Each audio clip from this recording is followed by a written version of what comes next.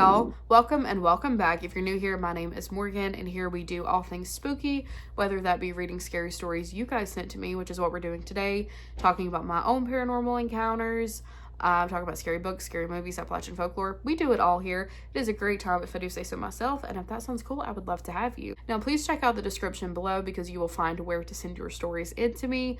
You will also find my other social media links and podcast episodes, so go check all that out. But without further ado, let's get into these stories. I've been watching your YouTube channel recently, and I love your work. I found you through TikTok, and as I prefer longer videos, I was really happy when I found your YouTube. Listening to you while I go about my day has been a pleasure, and it's inspired me to share a story that I was told. For context, my father's a Christian priest, and his church is built in a way that allows for a pretty good view of anyone coming in or out of the place. Standing at the altar, looking at the exit in the back, you can pretty much see the entire parking lot from the windows. We have the church itself and a few other small buildings on a conjoined plot. The land is bordered by trees and shrubs. There's only one road in and one road out, and it connects to a major road. So this is my father's story, and it happened sometime in the past 5 years. His church isn't unfamiliar to people, homeless, or whatever their circumstances, taking advantage of the hose out back or the outdoor outlets. Normally, he doesn't see the people as they come when no one's there. They use what they need and go on. Sometimes they leave stuff behind. One day while he was there alone, however, he heard whistling. Not like that of a bird, however. He swears it sounded like it was directed at him, in a mocking or teasing sort of way. He couldn't see anyone at the time, so he brushed it off and kept on his day. A little while later, a few days or so, he was doing church-related maintenance on the connected property with a church member.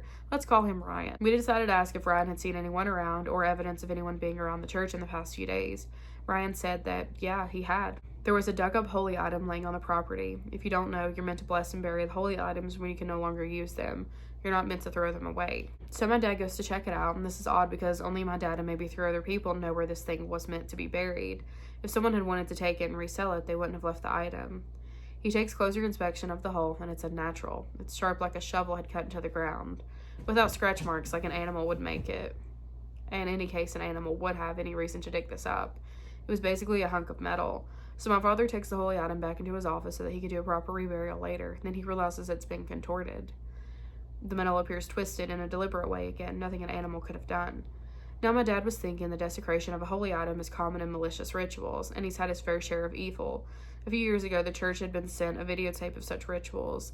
He concludes that he's going to need to do an exorcism on the grounds, as well as the reburial, planning to do the following week.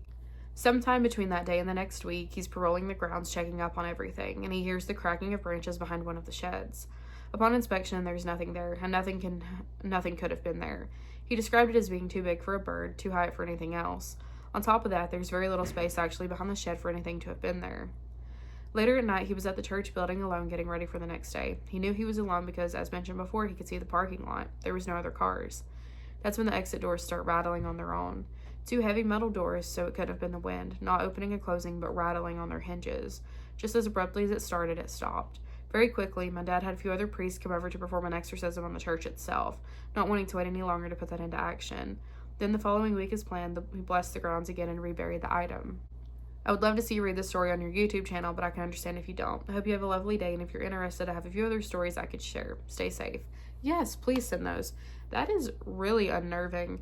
It's weird. I'm trying to figure out what exactly it could be. My brain is going straight to, like, the things that live in the woods. Because the whistle, for one, but the specific digging up that item, it's given thing in the woods. I don't know why. All right, next story. I have a story for you that's very, very recent, as I just found this out as I'm typing it to you. My name is Jessie, and yes, it's okay to name me. I'm currently 24 years old, and my boyfriend told me via his friend that I have a demon who's actively trying to attach itself. I live in Illinois, and the demon's in my apartment. Here's the story of the past 2 days. I'm living alone in my 10-story apartment building. I live on the 7th floor, and my mom on the 2nd floor. For the past 2 days, the best thing I can do to describe this, what I've been feeling, is the longing sense of impending doom. Though out of the day, I've always detected, as a few months ago, that something isn't right. It'll be random noises to me sensing I'm not alone, even though I can see that no one else is with me. Even more disturbingly, sensing movement around me. And just a couple of days ago, the night before me going to spend the weekend with my boyfriend, I was trying to sleep, and I felt what seemed to be a mouse, first on my arm and then on my leg. I jerked my arm and leg as I was startled. After it was on my leg, it ran away. I sat up. This demon's caused me panic attacks and has been targeting my severe anxiety. I know what to do, but I want to say the eyes are most definitely the windows to your soul. If you feel something off at night, remember your eyes are the window and to keep them closed. Me and my boyfriend are working on getting blessed, white sage, and salt for my mom's apartment, so I'm in the apartment frequently too. Try not to use sage if you can avoid it. That tends to make things a lot worse. To cleanse, I would use dragon's blood incense. It definitely does sound like you have an attachment. You may have to do a banishment, but cleansing will definitely help. Just try to ignore it the best that you can, but you might have to cut that tie if it's already attached. All right, next story. So this one's small, and it's something that happened after watching my content, so this is nothing to reflect off of. This was recently, so I was watching one of your videos, and you said to not look out the window at night. I live in Rhode Island, so it's pretty far from the mountains, and of course it's nighttime. I look out of my door window. It's one of those types of doors where there's a window a couple feet up in the air, like on the door. And on the door, I see the top of a skull through it. Do you have any advice in case it happens again? So, it could have been your mind playing tricks on you, especially if you had just been watching my content and got scared.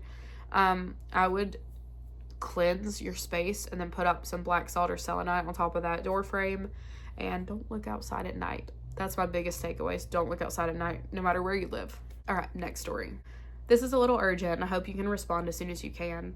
My friend Courtney just called me, and she sounded terrified. This is ironic because as I was watching your videos earlier today, I was thinking to myself that I'm glad their house, along with other people's homes, are not haunted. Then I get her call. She lives in Pennsylvania, and across the street is a cemetery. I can imagine that plays a part in this. She told me that her mom 302'd her when she was 16 because she saw 2 sets of glowing green eyes. What's 302'd mean? Oh, hospitalized against their will. She said her and her boyfriend who lives with her at her dad's house saw 2 pairs of glowing green eyes outside and inside of the home a few times. The spirits were talking amongst themselves. She said they sound like a guy and a girl talking. She would play music on a speaker as loud as she could to try and ignore it. She claims the voices get louder and louder. Also, she thought that she heard her mom in the home when she wasn't there. She visits often. My first thought was, could it be a mimic? I gave her some advice, like the salt technique, sage, and cleanse of the entire home. I told her to never run from it, never respond or acknowledge a spiritual presence. She said she thinks the situation is making her go insane. I really want to help my friend. Do you have any idea what this could be and what she can do to possibly get rid of it? Any input's appreciated. So, depending on how often the experiences are, maybe the mimic hasn't really latched yet, so ignoring it and doing cleansings and banishments would help. I don't recommend using sage, but dragon's blood incense is good to use, and selenite. Salt trick definitely works, but your biggest weapon, as long as an attachment hasn't been formed, is to ignore it.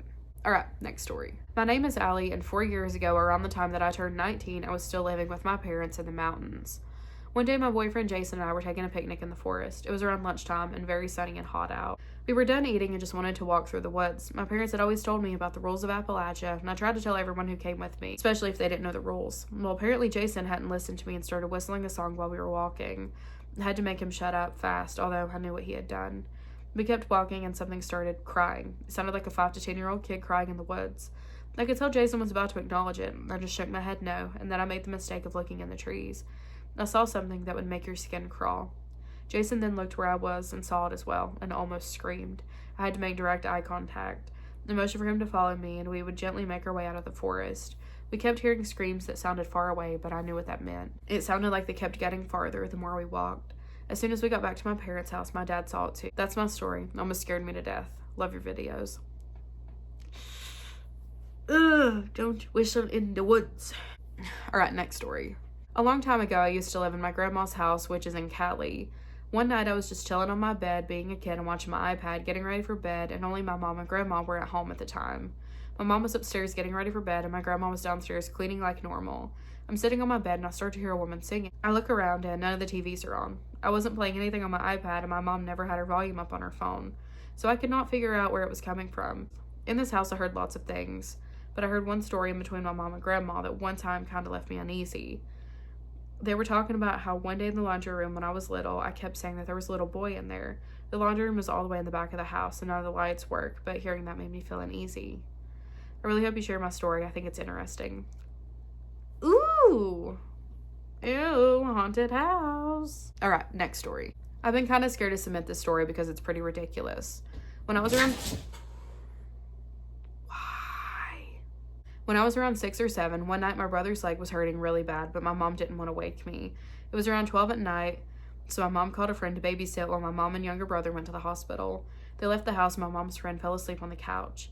It was around 1 when my mom and brother got back. We live in Arkansas, Palestine, Arkansas, a very quiet town where anything barely happens. So we leave the doors unlocked and curtains open at night sometimes. On this particular night, I was sleeping in my mom's room. Me and my brother did because we were too scared to sleep in our own room. In the driveway, there was a view of our bedroom. My mom pulled up in the driveway and saw someone in the room with me from the driveway. They were wearing a blue plaid shirt and jeans.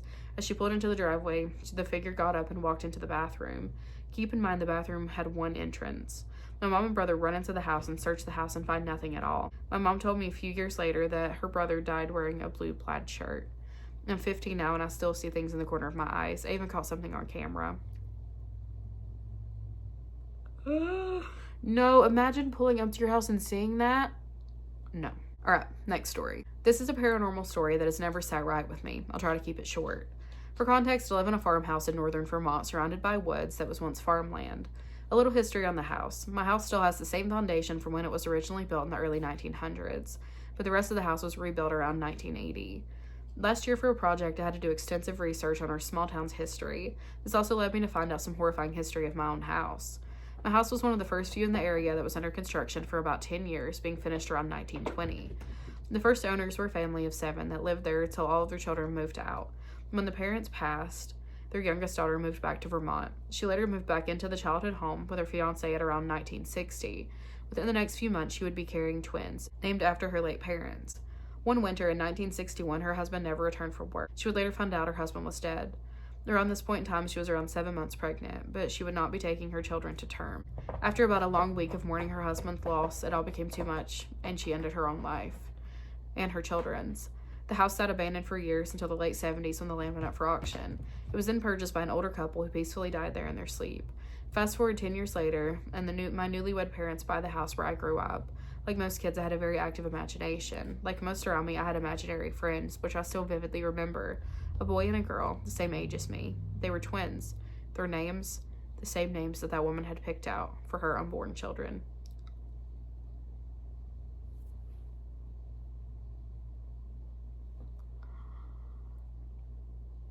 Huh, okay, interesting. I'm terrified. Well, we're gonna end the video on that note. Oh my god. Thank you so much for hanging out with me and sending me your stories.